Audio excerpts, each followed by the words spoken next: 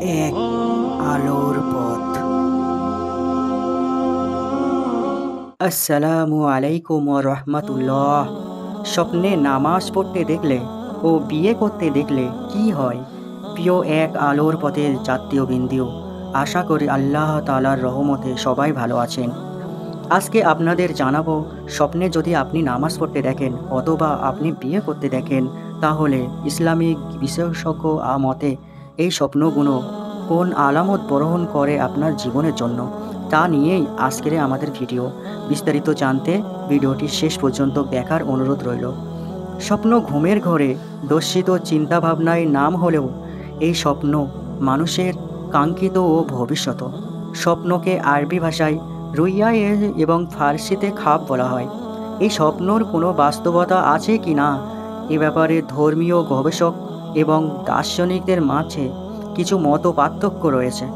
দার্শনিকদের মতে মানুষের চিন্তাভাবনা একটি প্রতিচ্ছবি তার ঘুমের মাঝেও ফুটে ওঠে, যা শুধু ধারণা ও চিন্তাভাবনার প্রসিত। বাস্তবতার সঙ্গে এর কোনো মিল নেই।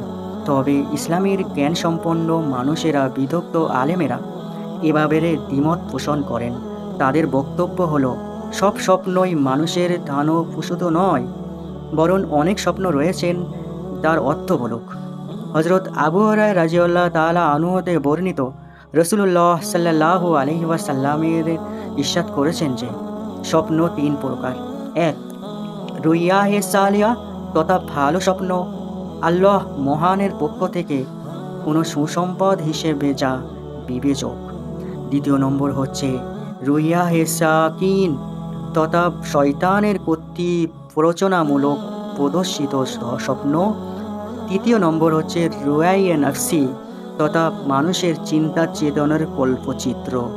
এরপর রাসূলুল্লাহ সাল্লাল্লাহু আলাইহি ওয়াসাল্লাম বলেছেন, যদি কেউ অপছন্দনীয়, ভয় বা খারাপ স্বপ্ন দেখে, সে যেন তাড়াতাড়ি উজু করে নামাজে দাঁড়িয়ে যায়। প্রিয় দর্শক, শুরুতেই একটি কথা বলে রাখি, আমি স্বপ্নই যে ব্যাখ্যাগুলো নিয়েছি তা খাবনগর গ্রন্থ থেকে, যা বিজ্ঞ আলেমেরা কোরআন ও হাদিস গবেষণা করে এর ব্যাখ্যাগুলোই স্থাপন করেছেন।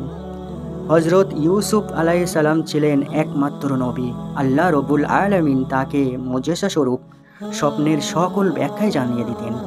রাসূলুল্লাহ সাল্লাল্লাহু আলাইহি ওয়াসাল্লাম বলেছেন, স্বপ্ন হচ্ছে আমার নবুয়তের ৪৬ ভাগের এক ভাগ। প্রিয় দর্শক, রাসূলুল্লাহ সাল্লাল্লাহু আলাইহি ওয়াসাল্লামের আরেকটু কথাই বলেছেন, স্বপ্ন সত্যি হয় যদি রাত ১২টার পরে দেখা হয় এবং ফরজের নামাজের আগ পর্যন্ত যদি কেউ পবিত্র অবস্থায় ডান কাঁধে শুয়ে থাকে, খুব দ্রুতই সে স্বপ্ন সত্যি হয়ে যায়। সেক্ষেত্রে আমাদের করণীয় রয়েছে। করণীয় বলার আগে আপনাদেরকে নামাজ সম্পর্কে জানাতে চাই। যদি কেউ স্বপ্নে নামাজ পড়তে দেখে, তাহলে তার আশা পূরণ হবে ইনশাআল্লাহ।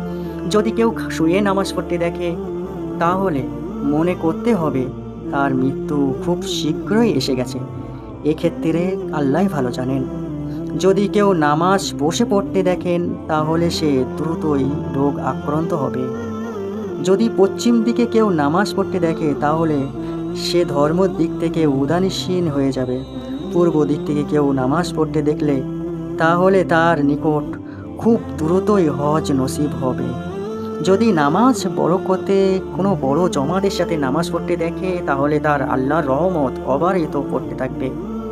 যদি কেউ নিজেকে নামাজে ইমামতি করতে দেখে, তাহলে তার জাতীয় নেতৃত্ব লাভ করার সম্ভাবনা রয়েছে, কেননা ইমাম হচ্ছে নামাজের নেতা। আপনি যদি স্বপ্নে নামাজ পড়তে দেখেন এবং নিজেই ইমাম হয়েছেন, পিছনে অনেক মুক্তাদি আপনার ইমামতে নামাজ পড়ছে, তাহলে ইসলামিক বিশ্বজনেরা খাবনব গ্রন্থে লিখেছেন এটি আপনার নেতৃত্ব লাভ করার একটি পূর্ব লক্ষণ, অর্থাৎ সে দেশের ভালো মানের একজন নেতা হবেন আপনি ইনশাআল্লাহ। কোনো জামাতে যদি আপনি নামাজ পড়তে দেখেন একজন মুসল্লি হয়ে, তাহলে তার ঘরে সুখ শান্তি আসবে। যদি কেউ বিনা উচিতে নামাজ পড়তে দেখে, তাহলে তার রোগ আক্রান্ত হওয়ার সম্ভাবনা আছে। প্রিয় দর্শক, যদি কেউ স্বপ্নে নারীকে বিয়ে করতে দেখে, তাহলে সে তখন ধন সম্পদের মালিক হবে ইনশাআল্লাহ।